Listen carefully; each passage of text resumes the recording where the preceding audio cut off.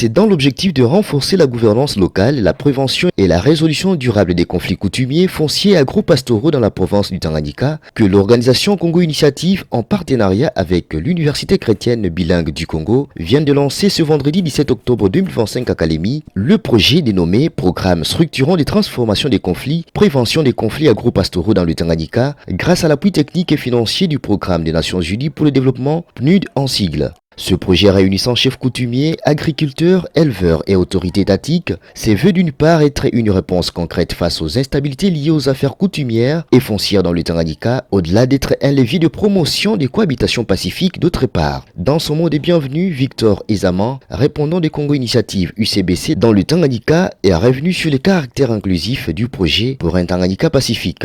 Nous croyons fermement que la paix durable se construit à partir des communautés elles-mêmes, en valorisant leurs mécanismes endogènes et en les articulant avec les cadres légaux nationaux.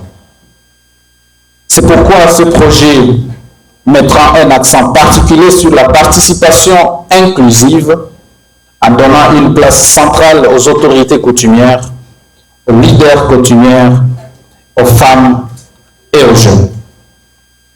Nous remercions le PNUD pour son appui structurant, ainsi que les autorités provinciales pour leur leadership constant en faveur de la paix et du développement. Nous réaffirmons ici notre détermination à travailler main dans la main avec toutes les parties prenantes afin que ce projet soit non seulement une réussite technique, mais surtout une réussite humaine et sociale.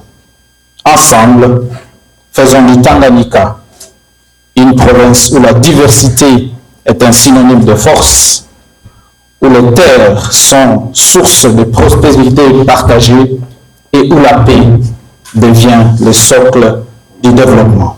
Par ailleurs, les chefs des bureaux PNUD Tanganyika, Abibou Jean Bosco, tout en réitérant la volonté du PNUD à soutenir ces projets, rappellent l'importance de l'appropriation de ces derniers par toutes les parties prenantes. Le PNUD réaffirme sa disponibilité à accompagner techniquement et financièrement ces processus, mais la réussite viendra avant tout de l'appropriation locale, de la volonté politique et de la mobilisation des communautés elles-mêmes.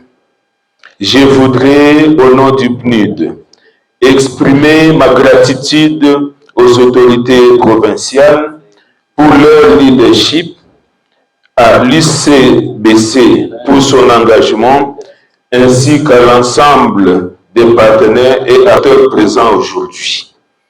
Ensemble, nous saisissons l'occasion de transformer les défis du Tanganyika en opportunités de paix, de stabilité et de prospérité partagée. En lançant officiellement ces projets, nous pensons aux jalons importants vers une province où la diversité est une richesse, où les terres sont source de prospérité et non de division, et où la paix devient le socle du développement.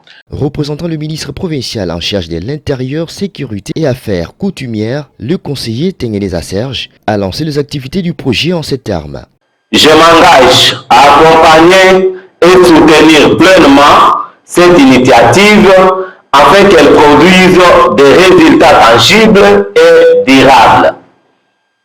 J'invite toutes les parties prenantes à s'approprier ces projets et à participer activement au cadre des concertations et à faire la paix et la cohabitation pacifique une priorité partagée. En lançant officiellement ce projet, je formule le vœu qu'il devienne un modèle de gouvernance locale et de gestion concertée des ressources et des services de la stabilité et du développement du Tanganyika. satisfait de l'importance des échanges. Après les travaux de Carrefour, quelques participants, à l'occurrence Sa Majesté Abedi Mabouga, chef des groupements Kasangamtoa, rassure Congo Initiative UCBC et le gouvernement congolais de vulgariser les dispositions réglementaires pour espérer une paix dans sa juridiction. Kupitia kikao hichi cha leo kinatuweka kila mtu ajue umuhimu wa kazi yake, umuhimu wa haki yake na mali yake. Kiwastani kikao kimezaa, inabakia sasa ni kuanza kutumia yale ambayo tumeipata kwa siku ya leo hapa. Tutakwenda kama viongozi wa asili kuwaelimisha wananchi wote kwa ujumla, na kila mtu ajue nini anatakiwa kufanya kwa kujenga umoja wa kudumu. D'abord, cet atelier de formation, c'est le lancement officiel du projet financé par PNUD, mis en œuvre par Congo Initiative, qui vise à transformer et prévenir les conflits agro-pastoraux.